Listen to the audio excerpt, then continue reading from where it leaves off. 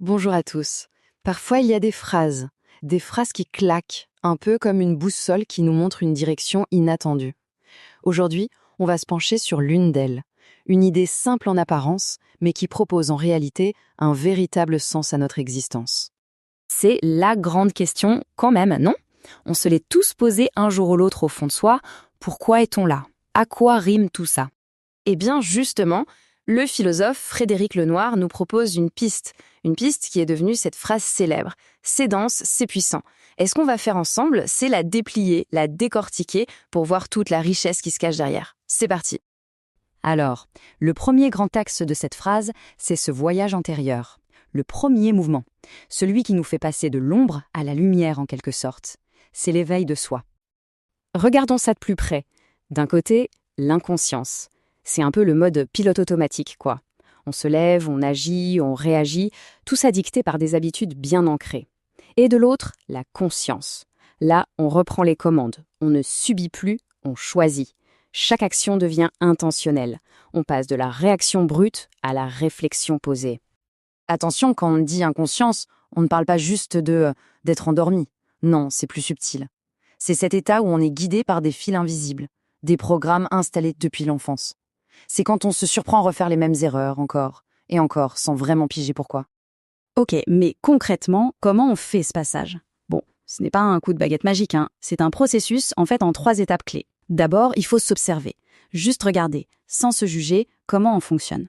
Ensuite vient la compréhension. Ah, d'accord, je réagis comme ça parce que. Et enfin, l'étape la plus importante, le choix. Une fois qu'on a mis la lumière sur le mécanisme, on devient libre. Libre de continuer sur le même rail ou de décider consciemment de prendre une autre voie. Mais ce n'est pas tout. Ce chemin vers la conscience, il ne se fait pas dans le vide. Non. En parallèle, il y a un autre mouvement tout aussi crucial. Celui qui concerne le carburant de nos actions, le moteur qui nous fait avancer. Et là, le contraste est physique, presque. D'un côté, la peur. C'est ce qui nous fait nous crisper, nous refermer. C'est une énergie de contraction, de défense. Et de l'autre, l'amour. C'est l'élan qui nous ouvre, qui nous connecte. C'est une énergie d'expansion. Ce ne sont pas juste des émotions, ce sont 2 façons radicalement différentes d'être au monde.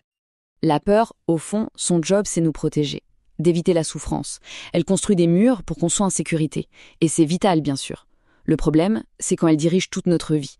Là, les murs de protection deviennent les murs d'une prison. Ils nous coupent du monde et nous empêchent de vivre pleinement. L'amour, lui, fait tout le contraire. Son but, c'est de faire tomber ces murs.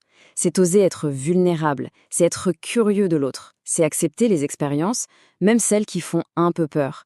C'est la force qui rassemble, qui crée du lien et qui élargit notre horizon. Alors, petite pause et une question simple. Quel moteur guide nos actions au jour le jour? Quand on prend une décision au travail, quand on parle à nos proches, est-ce qu'on agit par peur? Peur de manquer, peur du jugement, peur de l'échec? Ou est-ce qu'on agit par amour, par confiance, par envie de créer du lien, par ouverture? C'est intéressant de s'observer. Bon, on a vu ces 2 chemins, un peu comme s'ils étaient séparés. La conscience d'un côté, l'amour de l'autre. Mais le truc, c'est qu'en réalité, ils sont totalement liés. C'est là que toute la magie de la phrase opère. Et c'est là que tout s'emboîte. C'est le point clé de toute cette idée. Tant qu'on est en pilote automatique, dans l'inconscience, la peur dirige tout en coulisses. On ne la voit même pas. C'est la conscience qui allume la lumière. Elle nous permet de dire « Tiens, là, c'est la peur qui parle ». Et c'est seulement à ce moment-là que l'amour devient un véritable choix. Pas juste un sentiment qui va et qui vient, mais une décision. En fait, la conscience, c'est la lampe de poche qui nous permet de trouver et de choisir le chemin de l'amour. Et une chose super importante à garder en tête, ce n'est pas une course avec une ligne d'arrivée. On n'atteint jamais un état de conscience parfaite ou d'amour total. Non, c'est plutôt une direction qu'on choisit de prendre chaque jour. C'est une pratique, un entraînement de tous les instants. Alors si on reprend notre phrase de départ, maintenant elle a une toute autre saveur, non? Ce n'est plus juste une belle formule. C'est la cartographie d'un voyage intérieur, le grand défi d'une vie. Et ça nous laisse avec une dernière question peut-être la plus importante.